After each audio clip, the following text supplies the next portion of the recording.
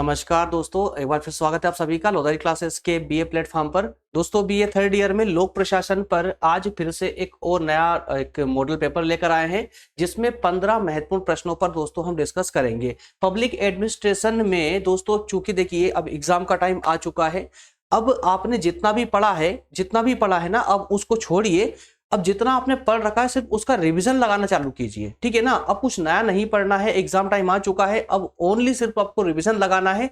और रिवीजन अगर आपके एग्जाम में अब भी आपके पास टाइम है तो आपको जितना अभी तक आपने कंप्लीटली पढ़ा है उसका रिवीजन लगा लीजिए, ठीक है ना। और नहीं तो मैं ये मानकर चलता हूं कि आप रिवीजन कर चुके हैं, अब आपको सारा डाटा एक जगह इकट्ठा करना है। अर्थात अब मैं आपको ये 15 प्रश्न दे रहा हूं, इन 15 प्रश्नों की तैयारी आपको बेहतरीन तरीके से करना है। अब आपके पास 2 दिन बचे हैं, 3 दिन बचे, 4 दिन बचे, जितने भी दिन बचे हैं, अब आपको ओनली ये 15 प्रश्न पढ़ना है, इससे बाहर अब आपको नहीं जाना है, ठीक है ना। दिमाग को थोड़ा सा रिलैक्स दे दोस्तों, थोड़ा सा उसको दिमाग को भी टाइम दे, ताकि वो भी जो है थोड़ा अपने आप में रिफ्रेश हो जाए और जो भी आपने अभी तक पढ़ा है उन सब का वो अच्छे से जो है यूटिलाइज उसका हो पाया आपके डाटा का।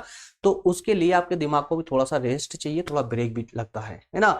तो इस सब के लिए करना क्या है आपको, अब चूंकि एग्जाम टाइम बिल्कुल नजदीक आ चुका है तो अब आपको इतना लोड नहीं लेना है, अब इतना परेशान होकर नहीं पढ़ना है कि अब पूरे साल तो यार आप लोगों ने पढ़ा नहीं है और अब सोचे कि अब ये 2-3 दिन के अंदर बस आप सब कुछ पढ़ मारे, तो ये पॉसिबल नहीं है, ठीक है ना। हाँ, जिन्होंने अभी तक ईमानदारी से पढ़ाई की है उन्हें तो कोई टेंशन लेने की आवश्यकता ही नहीं है, लेकिन जिन्होंने अभी तक ठीक से पढ़ाई नहीं भी की है तो दोस्तों अब भी मैं उन लोगों के लिए भी ये बस एक ये लास्ट चांस है, लास्ट ऑफर है ये, कि जो 15 प्रश्न मैं दे रहा हूं ये 15 प्रश्नों की तैयारी अच्छे से कर लीजिए। मैं पूरे यकीन से बोलता हूं, पुराने रिकॉर्ड के अनुसार, पुराना जो हमारा रिजल्ट रहा है उसके आधार पर बोल रहा हूं कि इससे बाहर अब आपका नहीं जाएगा।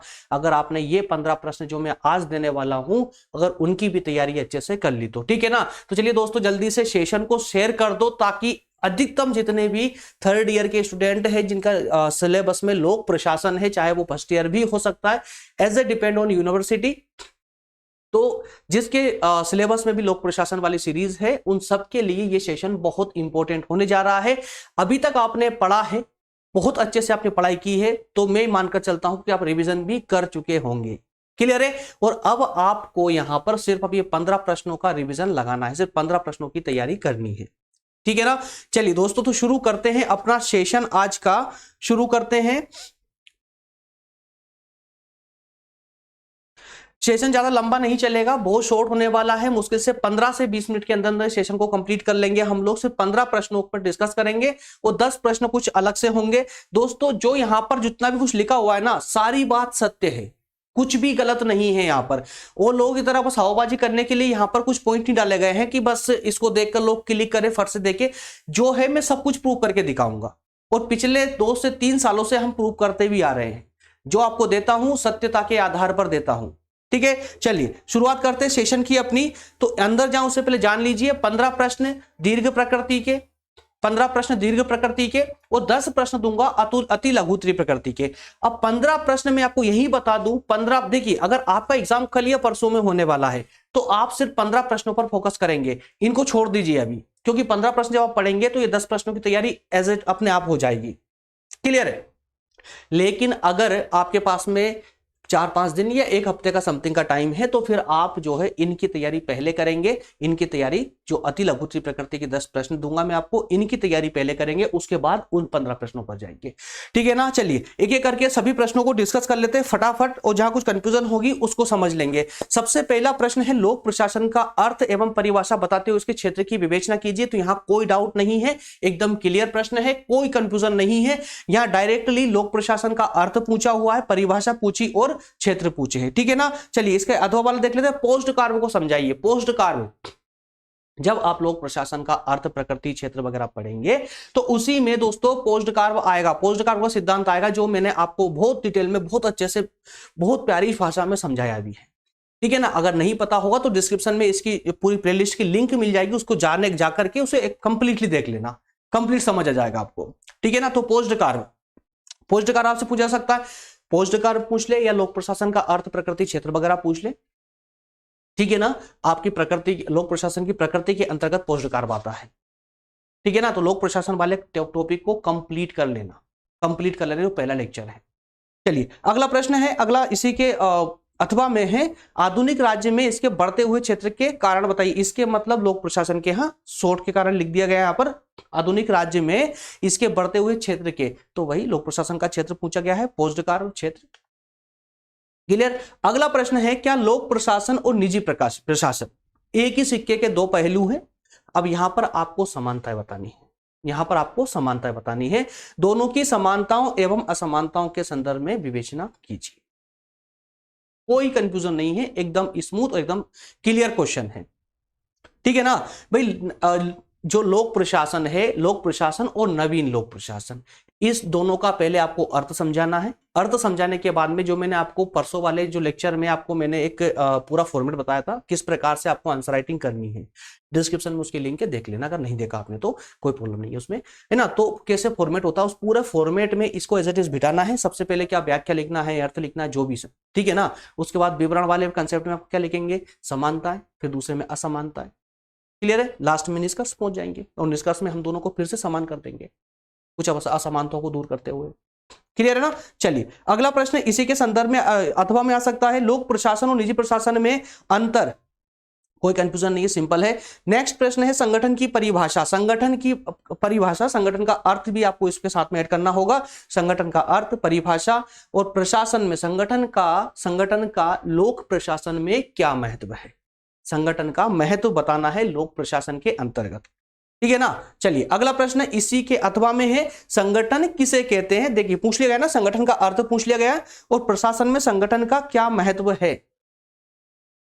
यहां इन प्रश्नों में कोई डाउट नहीं है दोस्तों, इसलिए फटाफट आगे बढ़ रहे हैं ताकि सेशन भी ज्यादा अनावश्यक रूप से ज्यादा लंबा ना खींचे। चलिए अगला प्रश्न है, सूत्र एवं स्टाफ अभिकरण की व्याख्या की। देखिए सूत्र एवं स्टाफ अभिकरण क्या, किन किन ने सेशन लिया हुआ है दोस्तों, इस पे जल्दी से कमेंट कीजिए, बताइए मुझे किन किन ने सेशन लिया हुआ सूत्र एवं स्टाफ अभिकरण तक।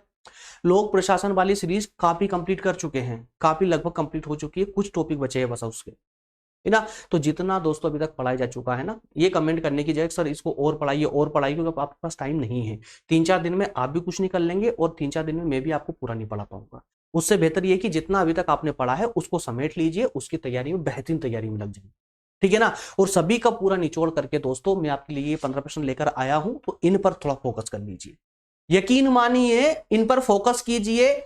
मैं जो आपसे प्रॉमिस करता हूं ना कि जो मेरे साथ रहेगा, जो मेरे साथ कंटिन्यू स्टडी करता है, 80% से ऊपर का मैं उससे प्रॉमिस करता हूं, तो ये फोकट लाकर नहीं दिया मैंने आप लोगों को, बिना मतलब के लाकर नहीं दिया है। इसका बहुत बड़ा अर्थ नहीं, ये वो करके तो देखिए, मालूम चल जाएगा। नहीं कर रहे हो ना, कोई दिक्कत नहीं, इसका पीडीएफ संभाल के रखना बस। आप लोग जब एग्जाम देकर आओगे ना, वो पेपर को लाकर घर पे लाकर उस पीडीएफ से मैच कर लेना, इन प्रश्नों को आपके क्वेश्चन पेपर से मैच कर लेना, फिर देख लेना कितने क्वेश्चन इसमें से आउट हुए हैं, ठीक है ना। चलिए सूत्र स्टाफ अभिकरण का अर्थ बताते हुए इसके अभिकरणों के कार्य और परीक्षण करते हुए इन दोनों में अंतर स्पष्ट करना है दोस्तों। सूत्र स्टाफ अभिकरण का अर्थ समझाना है, उसके बाद में दोनों को सेपरेटली समझाने के बाद में दोनों में असमानताएं बतानी है, दोनों के बीच में अंतर बताना है। क्लियर है। अथवा में है अगला प्रश्न, सूत्र एवं स्टाफ अभिकरण के कार्य और प्रकार के सूत्र और स्टाफ अभिकरण क्या कार्य करते हैं और ये कितने कितने प्रकार के होते हैं। क्लियर है ना। चलिए अगला प्रश्न देखते हैं, सूत्र एवं स्टाफ अभिकरण का अंतर बताते हुए, सेम है यार, कुछ भी अलग नहीं है। अगला प्रश्न, मुख्य कार्यपालिका। मुख्य कार्यपालिका, तो अब देखिए दोस्तों, मुख्य कार्यपालिका वाला पूरा कंसेप्ट क्लियर है हमारा, इसको कंप्लीट कर लीजिएगा, पूरे टॉपिक को ही कंप्लीट कर लीजिएगा, बहुत इंपॉर्टेंट टॉपिक है दोस्तों ये मुख्य कार्यपालिका। क्लियर है ना। विश्व में कितने प्रकार की मुख्य कार्यपालिकाएं होती हैं बताइए, संक्षेप में समझाना है। पूरे विश्व में कितने कितने प्रकार का मुख्य कार्यपालिकाएं होती है, वो सारे प्रकार हमने आपको लेक्चर में बताए, फुल डिटेल क्लासेस में बताए हैं आप लोगों को। क्लियर है ना। चलिए अगला प्रश्न है, औपचारिक तथा नाम मात्र की मुख्य कार्यपालिका तथा वास्तविक मुख्य कार्यपालिका के बीच में अंतर स्पष्ट कीजिए। मुख्य कार्यपालिका और नाम मात्र की कार्यपालिका, नाम मात्र की उसी को हम औपचारिक बोलते हैं। तो औपचारिक और या कहें कि नाम मात्र की कार्यपालिका और मुख्य कार्यपालिका, इनमें अंतर बताना है आपको। तो औपचारिक अथवा नाम मात्र की मुख्य कार्यपालिका और वास्तविक मुख्य कार्यपालिका, इन दोनों के बीच में अंतर आपको स्पष्ट करना है। इसी के अथवा में है इसके विभिन्न प्रकार। तो मुख्य कार्यपालिका के जो प्रकार होंगे वही तो होंगे आपके नाम मात्र की मुख्य कार्यपालिका, औपचारिक है ना, औपचारिक के नाम से बा सकती है और नाम मात्र के नाम से बा सकती है, और वास्तविक कार्यपालिका, तो उसके मुख्य कार्यपालिका के प्रकार हो जाएंगे। तो वहीं पर आप मुख्य कार्यपालिका के प्रकार पढ़ लोगे तो आपको ये कंसेप्ट अपने आप क्लियर हो जाएगा। क्लियर है। दोस्तों व्यूज बहुत कम है दोस्तों, बहुत कम लोगों ने अभी तक ज्वाइन किया है। थोड़ा जल्दी से शेयर कर दो यार, इसको थोड़ा शेयर कर दो जल्दी से, तो और लोग इसको ज्वाइन कर ले, इसे मजा नहीं आता यार।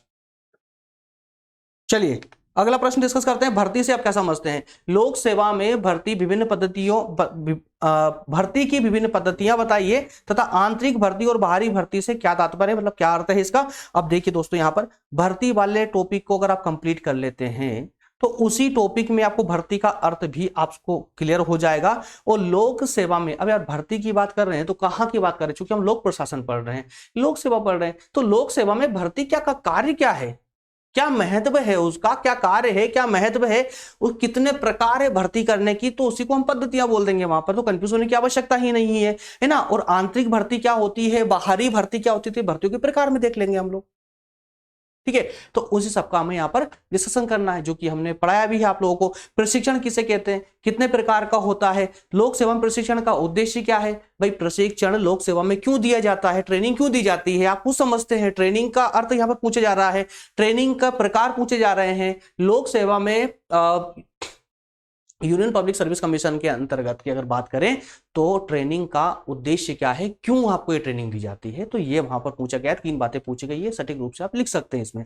पदोन्नति की व्याख्या, पदोन्नति प्रमोशन, प्रमोशन की का अर्थ समझाना है। और प्रमोशन के में ज्येष्ठता का सिद्धांत, ज्येष्ठता का सिद्धांत का विवेचन, ज्येष्ठता का सिद्धांत का जो है यहाँ पर दोस्तों, प्रमोशन ज्येष्ठता के आधार पर होना चाहिए या क्वालिटी के आधार पर होना चाहिए, वो सारी बातें जो योग्यता और ज्येष्ठता, ठीक है ना। 2-3 बातें हैं, लेक्चर में बहुत अच्छे से हमने उसको समझा भी है।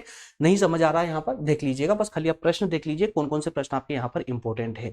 मैं प्रश्न भी डिस्कस इसलिए करवा रहा हूँ ताकि कहीं से प्रश्न में कोई अगर कंफ्यूजन होगी तो हम यहाँ पर ठीक कर लेंगे। 10-15 मिनट की सेशन रहेगा, उसमें जल्दी से ठीक कर लेंगे, अन्यथा बाद में आप परेशान होते रहोगे, फिर बाद में व्हाट्सअप करते फिरोगे, और फिर है ना, अभी है तो एक साथ ही समझ लेते हैं इन सबको, 10 से 15 मिनट में कुछ नहीं जाता है।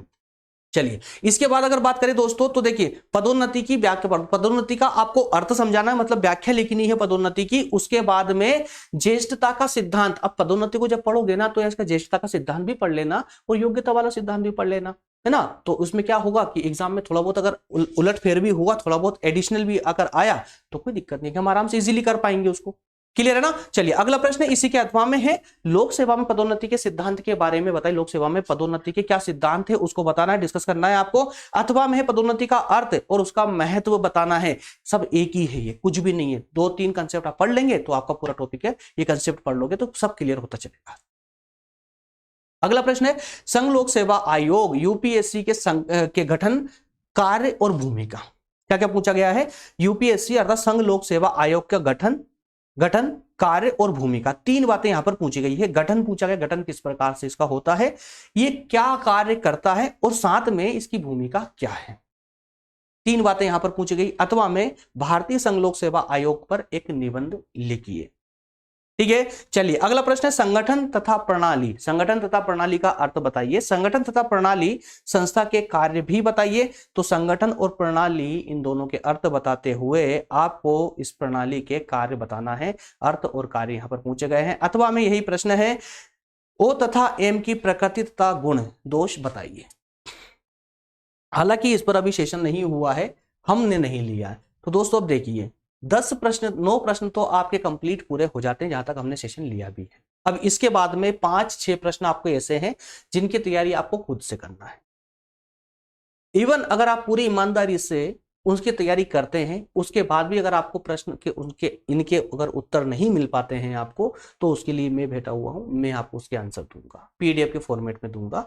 लेकिन पहले प्रयास करने की जवाबदारी वो आप लोगों की है, क्योंकि इस पेपर के ऊपर जितना काम आप करोगे उतने ज्यादा आप स्ट्रॉन्ग बनोगे। क्लियर है ना। चलिए, क्योंकि देखिए कभी कभी दोस्तों प्रश्न को ना समझना हमारी सबसे बड़ी भूल हो जाती है, क्योंकि आंसर जब हम एग्जाम में बैठते हैं वहां पर तो आंसर याद होते हुए भी हम उसका आंसर नहीं दे पाते हैं। तो रीजन क्या रहता है कि प्रश्न हमसे प्रश्न में ही चूक हो जाती है, प्रश्न को समझ ही नहीं पाते हैं। तो सबसे मेन बात वही होती है, प्रश्नों पर जितना आप वर्क करोगे उन प्रश्नों को उतनी गहराई से समझ पाओगे। ठीक है ना। तो OAM तक पहुंच चुके हैं। प्रश्न नंबर 11 है आप लोगों के लिए, वित्तीय प्रशासन। वित्तीय प्रशासन क्या है, इसका अर्थ बताते हुए इसके अंगों का वर्णन करना है। अगला प्रश्न इसी के अथवा में है, वित्तीय प्रशासन से आप क्या समझते हैं, वित्तीय प्रशासन के अभिकरणों की विवेचना कीजिए। नेक्स्ट प्रश्न है बजट की परिभाषा। दोस्तों बजट वाला कंसेप्ट आपको पूरा पढ़ना है। आई थॉट पढ़ा होगा, आप लोगों ने पढ़ ही रखा होगा, क्योंकि बहुत इंपॉर्टेंट टॉपिक है ये भी बजट वाला। बजट में आपसे कुछ भी पूछा जा सकता है, स्पष्ट बता रहा हूं, बजट का अर्थ पूछने के बाद में, उसकी परिभाषा पूछने के बाद में वो आपसे कुछ भी पूछ सकता है। भारतीय प्रशासन में बजट का क्या महत्व है, क्यों लिया जाता है, क्या उद्देश्य क्या है वगैरह, कुछ भी वो बोल सकता है। भारत में नियंत्रण और महालेखा परीक्षक, नियंत्रण और महालेखा परीक्षक की शक्तियां और महत्व बताइए, बहुत इंपॉर्टेंट है ये भी। इसके अथवा में लोक परीक्षण की परिभाषा दीजिए, इसके मुख्य उद्देश्य क्या है, लेखांकन तथा लेखा परीक्षण में अंतर समझाइए। क्लियर। अगला प्रश्न है पंचायती राज व्यवस्था। पंचायती राज व्यवस्था हर कोई परिचित है पंचायती राज व्यवस्था से, तो इसको भी करना है कंप्लीटली। और 15वां लास्ट प्रश्न है आपके सामने, ई गवर्नेंस वाला, ठीक है ना। तो ई गवर्नेंस या ई शासन दोनों एक ही है। तो इस प्रकार से दोस्तों ये 15 प्रश्न आप लोगों के लिए बहुत इंपॉर्टेंट है, एक भी प्रश्न को स्किप मत कीजिएगा, क्योंकि 5 साल के मॉडल जो क्वेश्चन पेपर होते हैं आपके, उनका निचोड़ मैंने यहां पर लेकर आया हूं, कम से कम 5 साल का। उन सबको करने के बाद में जो इंपॉर्टेंट जो मुझे लगा, उन सबका निचोड़ आपके पास यहां पर लेके आकर कुल मिलाकर के पूरी सीरीज में से मात्र ये 15 प्रश्न निकाले हैं। अब इन 15 प्रश्नों में से भी अगर आपने एक भी प्रश्न को अगर मिस कर दिया ना दोस्तों, तो फिर ये आपके लिए बड़ा ही घातक हो सकता है। इसलिए एक भी प्रश्न को आपको मिस नहीं करना है, एक भी प्रश्न स्किप नहीं करना, बिल्कुल नहीं छोड़ना है। सभी प्रश्नों की बेहतरीन तैयारी करना है। अगर आपके पास 2 दिन भी है ना दोस्तों, 1 दिन पर्याप्त है इन 15 प्रश्नों के लिए। बहुत अच्छे से तैयारी कीजिए, हो जाएगी, है ना। पैनिक नहीं होना है, पैनिक नहीं होना है, इजीली बिल्कुल इजी फॉर्मेट में आप तैयारी कीजिए, इंजॉय करते हुए तैयारी कीजिए। तैयारी करने का एग्जाम, अब एग्जाम चूंकि एग्जाम आ चुका, कैसे पढ़ना है कैसे नहीं पढ़ना है तो ये आप मेरे ख्याल से तो बेहतरीन तरीके से जानते ही होंगे, क्योंकि एग्जाम देने जा रहे हैं आप, एग्जाम में बैठने जा रहे हैं। और चूंकि 3rd ईयर तक आ चुके हैं आप लोग, है ना। 1st ईयर 2nd ईयर के जो 2 पड़ाव थे आपके एग्जाम के, ग्रेजुएशन के, वो आप पार कर चुके हैं, आप लास्ट पड़ाव पर हैं। तो अब तक तो आप में वो मेच्योरिटी आ ही चुकी होगी कि एग्जाम किस प्रकार से देना है, एग्जाम के समय कैसे पढ़ना चाहिए, कैसे लिखना चाहिए, क्या करना है और क्या नहीं करना है। तो दोस्तों क्या करना है ये तो सब जानते हैं, लेकिन क्या नहीं करना है ये बहुत मायने रखता है यार। तो इसको पहले पकड़िए, क्या नहीं करना है। और अगर आपने देखिए जितने भी महान लोग रहे हैं ना, जितने भी महान पुरुष बने हैं, वो सब इससे नहीं बने उन्होंने क्या किया है, बल्कि वो इससे बने हैं कि उन्होंने क्या नहीं किया है।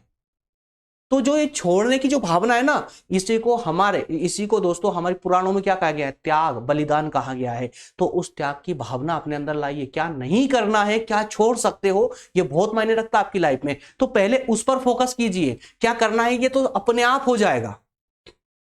जो करना है आपको वो सब अपने आप होता चला जाएगा। पहले ये देख लीजिए कि आपको करना क्या नहीं है ना। ब्रह्मचर्य आश्रम में हो आप लोग, तो ब्रह्मचर्य आश्रम में क्या नहीं करना है उस पर फोकस कीजिए। ये 15 प्रश्नों की औकात नहीं है कि ये आपको परेशान कर दे। अरे लोक प्रशासन सब्जेक्ट ही क्या है यार, साल भर से आप लोग इसको पढ़ रहे हो ना, तो क्यों परेशान करेगा आपको, बताइए।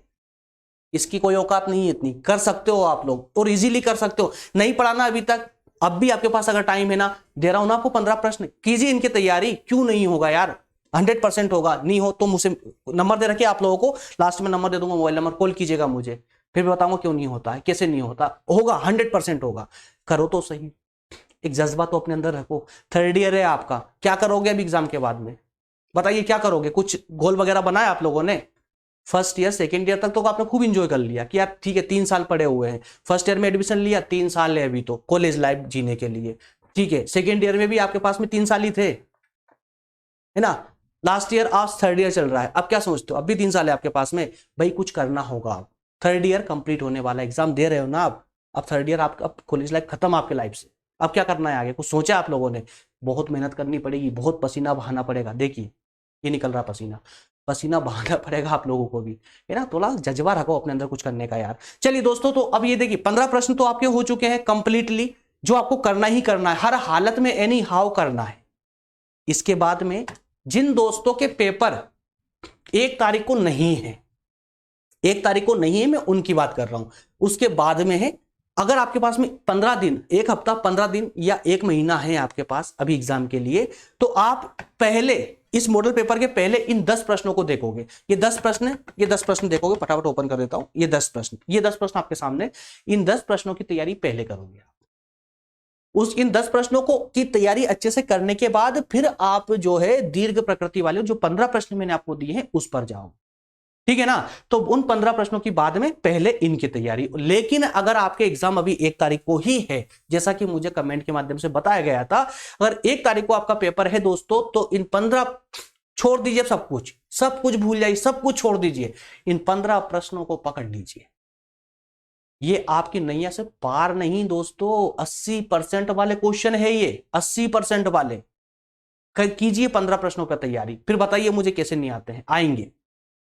ठीक है दोस्तों, चलिए, तो अब ये 10 प्रश्न भी हो चुके हैं, कुल मिलाकर के आपके पास में 25 प्रश्न का एक स्टॉक हो चुका है। इनसे बाहर आपको अब नहीं निकलना है, कोई रिस्क नहीं लेना है एग्जाम में। क्लियर है? चलिए, तो दोस्तों, हाँ, जो मैंने आप कमिटमेंट किया ना आपको, ये नंबर है मेरे, व्हाट्सएप नंबर है।